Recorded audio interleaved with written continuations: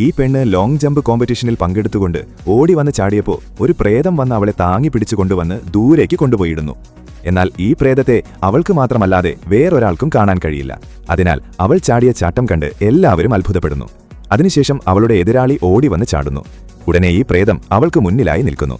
അങ്ങനെ അവൾ പ്രേതത്തിന്റെ ദേഹത്ത് ഇടിച്ചതും ദൂരെ പോയി വീഴുന്നു. എന്തോ ഒരു വസ്തുവിൽ പോയി ഇടിച്ചതുപോലെ ഉണ്ടെന്ന് പറഞ്ഞ് എതിരാളി അങ്കലാപ്പിലാകുന്നു. അതിനുശേഷം സ്പ്രിന്റ് റേസ് വെക്കുന്നു.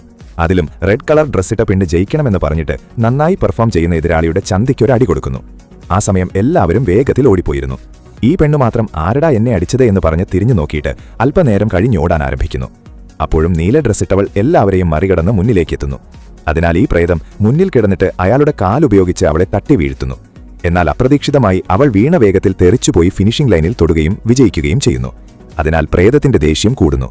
അതിനുശേഷം ഹൈ ജമ്പ് കോമ്പറ്റീഷൻ വെക്കുന്നു. അതിൽ ഈ നീല കളർ പെണ്ണ് കറക്റ്റായി ഓടി വന്ന് ചാടുന്നു. എന്നാൽ ഈ പ്രേതം അടുത്തുവന്ന് നിന്ന് ആരും കാണാതെ ബാർ തട്ടി നിലത്തേക്ക് ഇടുന്നു.